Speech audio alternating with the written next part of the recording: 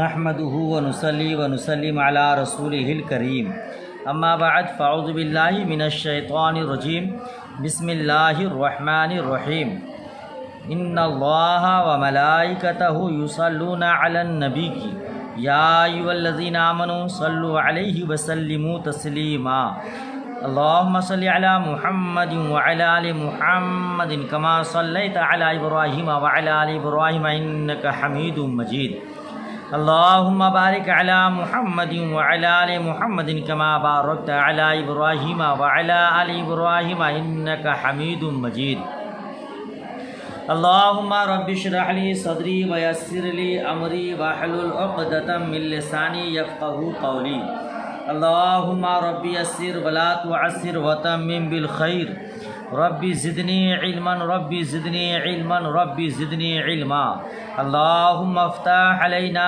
حكمتك وانشر علينا رحمتك يا ذا الجلال والإكرام بسم الله الرحمن الرحيم الحمد لله رب العالمين والعاقبة للمتقين والصلاة على رسوله محمد وآله وصحابه أجمعين بدا اسعدک اللہ تعالی فی الدارین کہ جملہ افعال متصرفہ برسے گونا است ماضی و مستقبل و حال و ہر چے جزئی سے چیز است متفرع است ہم ازیں سے. چلیے اتنے کا ترجمہ کرتے ہیں. یوٹیوب میں میں نے آپ لوگوں کی دعاؤں سے پنج گنج پڑھایا ہے. پنج گنج ہی کے اسباق میں یوٹیوب میں کچھ طلباء کرام نے خواہش کا اظہار کیا کہ آپ میزان الصرف بھی پڑھا دیں مہربانی ہوگی. حالانکہ ہمارے نصاب میں ابھی وہی 5 کتابیں ہیں: بخاری شریف، شرح بقایا، نور الانوار، ہدایت النو، پنج گنج. بحمدہ تعالی میں نے ان 5 کتابوں کو نصاب ششمائی اول تک پہنچانے کی کوشش کیا ہے اور قریب کچھ کتاب ہدایت النو کا پورا نصاب ہو چکا ہے، پنج گنج کا بھی بالکل ہونے والا ہے، نور الانوار شرح بقایا کا بھی ہو گیا ہے. پھر بھی کچھ آگے تک پڑھانے کی کوشش ہے. بخاری شریف بھی کافی حد تک پہنچ چکے، کتاب الغسل تک پہنچنے والے ہیں. اب ان طلباء اعظام کی خواہش کے مطابق میں نے میزان الصرف آج پڑھانا شروع کیا ہے. دعا کرے مولا کریم مجھے اپنے حبیب پاک کے صدقے، غوث و خواجہ رضا، دیگر بزرگان دین کے صدقے، آپ کی دعاؤں کے سہارے اچھے اور درست پڑھانے کی توفیق رفیق عطا فرمائے. میں دعا گو ہوں مولا کریم آپ کو اس سے مکمل فائدہ اٹھانے کی توفیق رفیق عطا فرمائے. آمین ثم آمین. آئیے ترجمہ کرتے ہیں. الحمدللہ رب العالمین. یہ کتاب سب سے پہلے آپ جانیں اس کا نام میزان الصرف ہے. یہ کتاب فن صرف میں ہے. آپ نے علم الصرف کی تعریف پڑھی ہے کہ جس میں علم صرف وہ علم ہے جس سے صیغوں کی پہچان حاصل ہوتی ہے اور لفظوں کو گرداننے کا طریقہ اور ایک صیغہ سے دوسرا صیغہ بنانے کا قاعدہ معلوم ہوتا ہے. صیغوں کی پہچان ہوتی ہے. ضربہ پڑھیں گے کہ ضربہ پڑھیں گے، سمعہ پڑھیں گے کہ سمعہ پڑھیں گے، یہ سب علم صرف کے ذریعے معلوم ہوتا ہے. اس کا موضوع کلمہ ہے صیغہ کی حیثیت سے، یعنی لفظ کے اعتبار سے. اس فن کو پڑھ کے ہوگا کیا، اس کا غرض کیا ہے، غایت کیا ہے؟ اس علم کا فائدہ یہ ہے کہ الفاظ کو صحیح طور پر پڑھنا آ جاتا ہے. ٹھیک ہے، تو علم صرف کی تعریف، موضوع، غرض و غایت یاد کر لیجئے گا. الحمدللہ رب العالمین. تمام تعریفیں اللہ تبارک و تعالیٰ کے لیے جس دونوں جہان کا، دونوں عالم کا پروردگار ہے. تمام تعریف اللہ تبارک و تعالیٰ کے لیے جو دونوں جہان کا پروردگار ہے، والعاقبۃ للمتقین، اور آخرت کا انجام، آخرت کی بھلائی پرہیزگاروں کے لیے ہے، اور صلاۃ السلام اس کے رسول محمد مصطفیٰ صلی اللہ تعالی علیہ وسلم پر اور ان کے آل پر اور ان کے تمام اصحاب پر۔ دیکھیے بسم اللہ الرحمن الرحیم آپ کی نگاہوں کے سامنے حاشیہ بھی ہے اردو میں ماشاءاللہ، آپ اسے بھی دیکھ کر کے فائدہ حاصل کر سکتے ہیں، یاد کر سکتے ہیں۔ بسم اللہ الرحمن الرحیم، اللہ کے نام سے شروع جو بہت مہربان رحمت والا۔ اعلیٰ حضرت امام عشق و محبت سیدنا الشاہ امام احمد رضا خان فاضل بریلوی علیہ الرحمہ و ترجمہ و رضوان نے ترجمہ میں یہی کیا ہے کہ اللہ کے نام سے شروع۔ دوسرے مترجمین شروع یا شروع کا تلفظ لائے ہیں کہ شروع اللہ کے نام سے، حالانکہ ہونا کیا چاہیے، اللہ کے نام سے شروع، یہی مقصد ہے، ٹھیک ہے نا۔ تو آپ ترجمہ کریں گے بسم اللہ الرحمن الرحیم کا اللہ کے نام سے شروع جو بہت مہربان رحمت والا۔ حاشیہ ایک دوسرا دیکھیے، مصنف رحمٰن نے اپنی کتاب کو بسم اللہ الرحمن الرحیم سے کیوں شروع کیا، پھر الحمدللہ سے کیوں شروع کیا، اس کو بھی آپ یاد رکھ لیجئے۔ مصنف نے اپنی کتاب کو بسم اللہ الرحمن الرحیم سے شروع کیا ہے تاکہ قرآن پاک کی مطابقت ہو جائے اور حدیث پاک کی تابع داری پائی جائے، یعنی قرآن مجید میں بھی قرآن مجید کی شروعات بسم اللہ الرحمن الرحیم سے ہے، تو مصنف نے اپنی کتاب کو بسم اللہ الرحمن الرحیم سے شروع کیا تاکہ قرآن مجید فرقان حمید کی مطابقت ہو یا اسی طور پر ہو، اسی انداز میں ہو، اور حدیث کی پیروی ہو جائے، کیونکہ حدیث پاک میں ہے کل امر ذی بال لا یبدأ فیہ بسم اللہ فہو ابتر، جس کا مطلب جو ذی شان، جو عظیم الشان اچھا کام اللہ کے نام سے کے بغیر شروع کیا جائے وہ بے برکت ہوتا ہے۔ تو مصنف نے بسم اللہ الرحمن الرحیم اپنی کتاب کو شروع کیا کیونکہ یہ بھی عظیم الشان کام ہے تاکہ اس میں برکت حاصل ہو جائے، اسی لیے بسم اللہ سے شروع کیا۔ ایک سوال ہوتا ہے کہ مصنف الرحمٰن نے بسم اللہ کہا، باللہ الرحمن الرحیم نہیں کہا، کیوں ایسا؟ دیکھیے یہاں پہ مصنف نے بسم اللہ کہا ہے، باللہ نہیں کہا۔ ایک وجہ یہ ہے کہ قرآن پاک کی مطابقت ہو جائے، کیونکہ قرآن پاک میں بسم اللہ الرحمن الرحیم ہے، اسی لیے مصنف نے بسم اللہ الرحمن الرحیم کہا۔ دوسری وجہ یہ کہ یمین کا معنی قسم اور تیمن برکت حاصل کرنا میں فرق ہو جائے، کیونکہ باللہ یمین ہے اور بسم اللہ تیمن ہے، نہیں سمجھے اس کو؟ باللہ واللہ یہ قسم کے لیے آتا ہے، تو زندہ ہے واللہ، تو زندہ ہے واللہ میرے چشم عالم سے چھپ جانے والے، واو قسمیہ بابی قسمیہ، تو باللہ کہتا یہ بائے قسم کے ساتھ مل جاتا، پتہ نہیں چلتا یہ با بسم اللہ کے لیے برکت کے لیے ہے کہ قسم کے لیے، ٹھیک ہے؟ اسی لیے بسم اللہ مصنف الرحمٰن نے فرمایا کہ یہ برکت کے لیے، تیمن برکت کو کہتے ہیں، ٹھیک ہے؟ حمد کسے کہتے ہیں؟ حمد زبان سے کسی اختیاری خوبی کی تعریف کرنا، نعمت کے بدلے ہو یا غیر نعمت کے بدلے ہو، ٹھیک ہے؟ یہ حمد کی تعریف ہے۔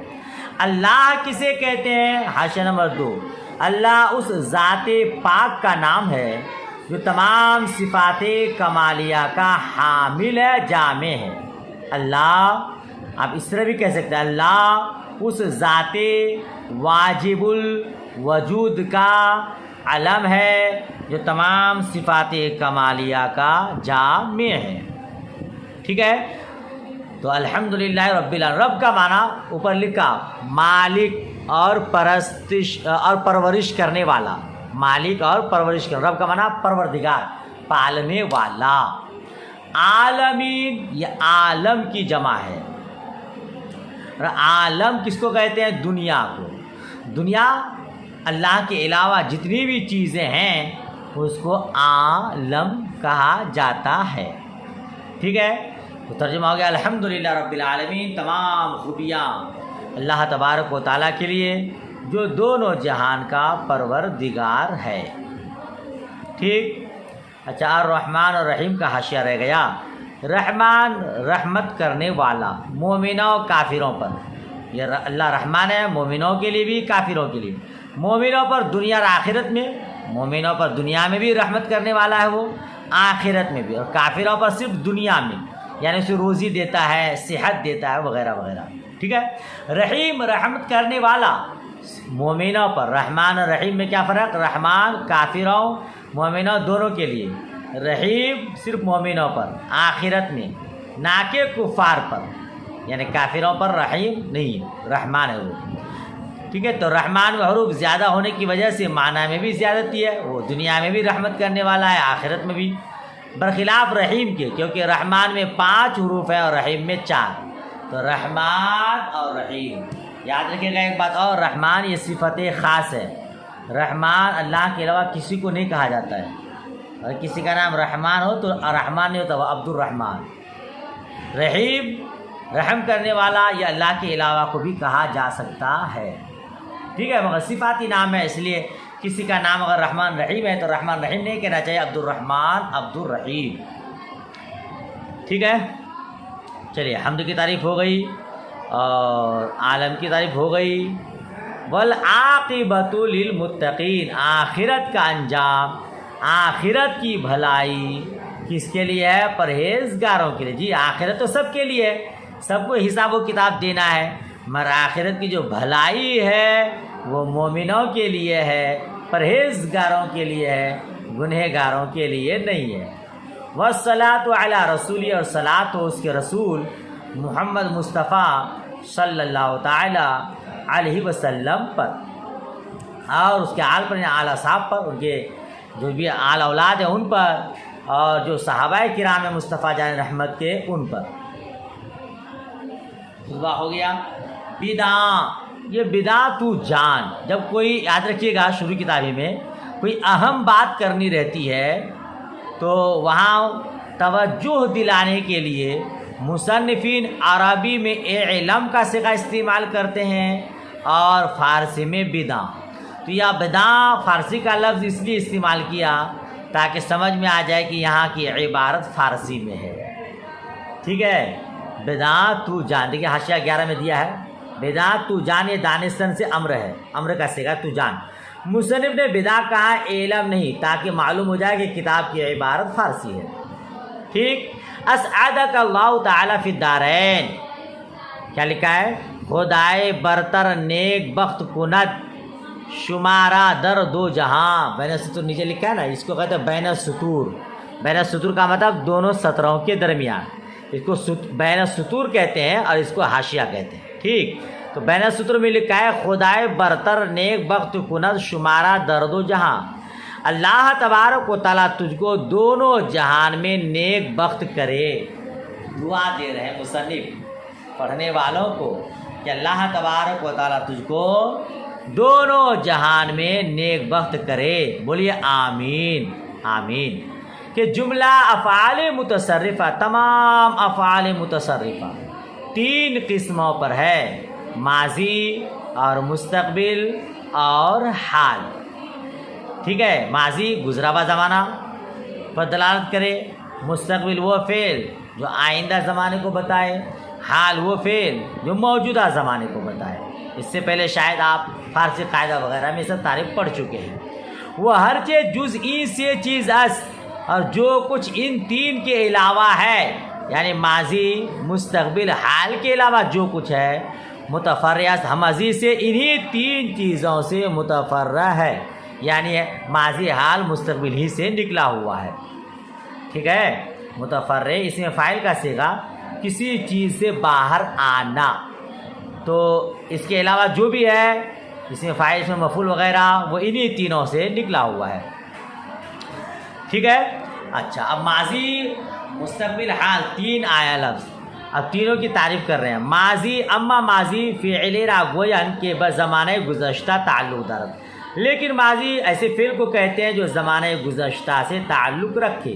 وہ آخر او مبنی باشد، اور اس کا آخر مبنی ہوگا بر فتح فتح پر، یعنی فعل ماضی جو ہے وہ مبنی بر فتح ہوگا، اس کے آخر میں زبر ہی ہوگا.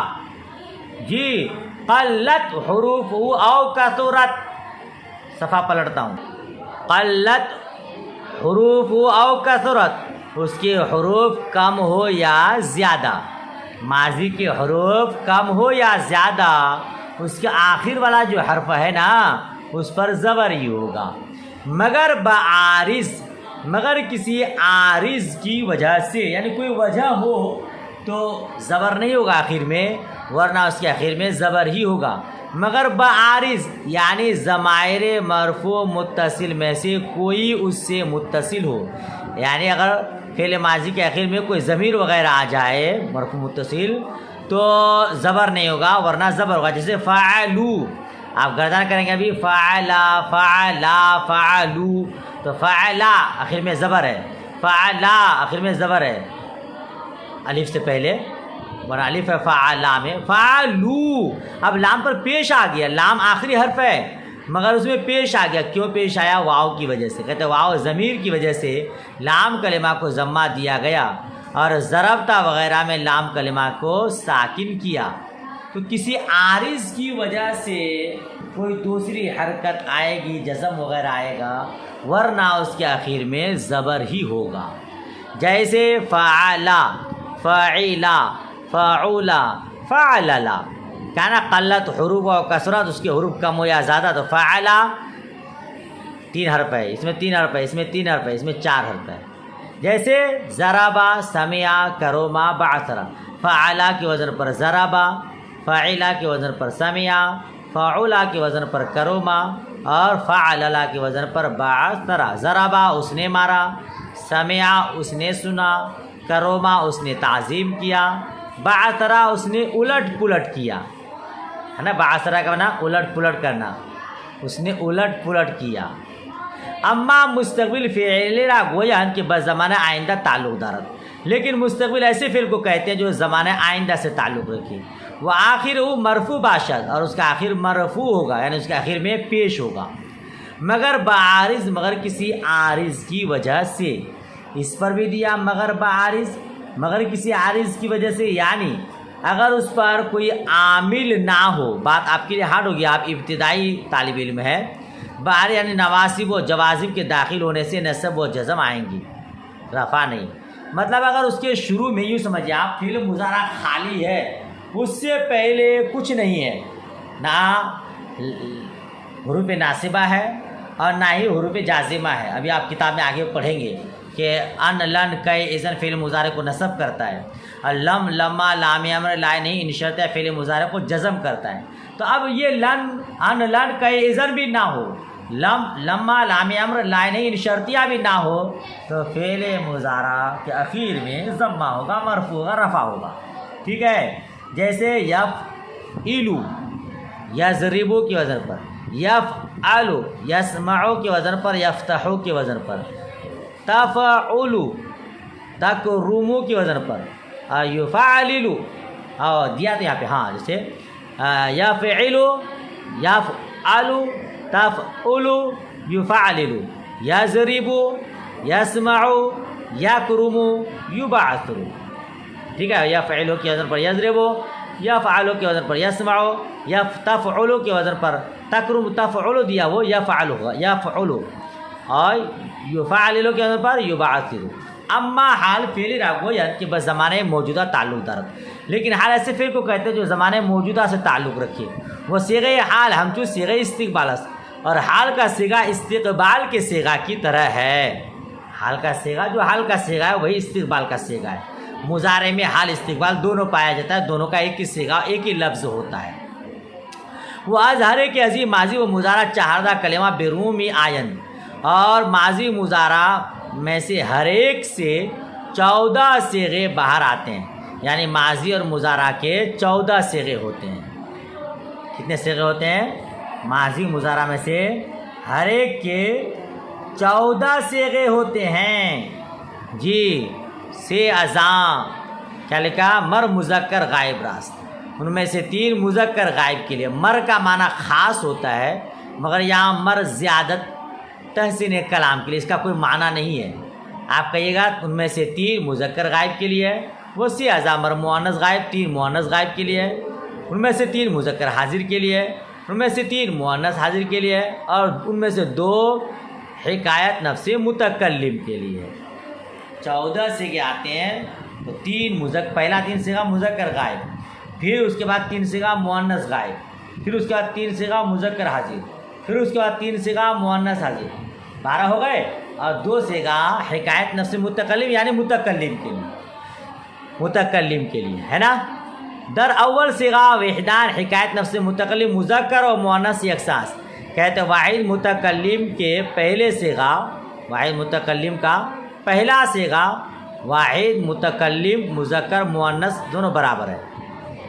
واحد متکلم کا 2 سیغہ ہے، تو پہلا جو سیغہ واحد متکلم اس میں مذکر مؤنث دونوں برابر، یعنی وہ مذکر کے لیے بھی ہے وہی مؤنث کے لیے بھی ہے۔ وہ در دوم سیغہ حکایت نفس متکلم تثنیہ و جمع مذکر و مؤنث نیز یکساں، اور کہتے ہیں دوسرا سیغہ یہ حکایت نفس متکلم کا ہے، تثنیہ جمع مذکر مؤنث بھی برابر ہے، یعنی دوسرا سیغہ جو متکلم کا ہے وہ تثنیہ جمع مذکر مؤنث سب کے لیے ہے۔ ابھی گردان آئے گی ترجمہ بتاؤں گا تو آپ کو سمجھ میں آئے گا۔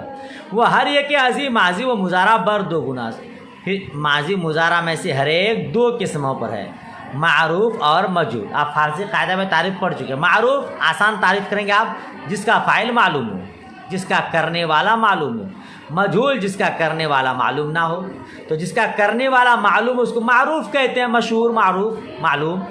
اور مجہول کا معنی جو معلوم نہ ہو، تو چونکہ اس کا فاعل اس کا کرنے والا معلوم نہیں ہوتا، اس لیے اس کو مجہول کہتے ہیں۔ وہ ہر ایک عظیم نیز بر 2 گناس، اور ان میں سے ہر ایک بھی 2 قسموں پر ہے، اس بات و نفی۔ آپ جانتے ہیں اس بات جس سے کرنا یا ہونا سمجھا جائے، نفی جس سے کسی کام کا نہ ہونا یا نہ کرنا سمجھ میں آئے، اس کو نفی کہتے ہیں۔ ٹھیک ہے، چلیے آج میزان الصرف کا پہلا سبق پڑھانا نصیب ہوا۔ اللہ کریم قبول فرمائے اور پڑھنے والے کو اس سے مکمل فائدہ اٹھانے کی توفیق رفیق عطا فرمائے۔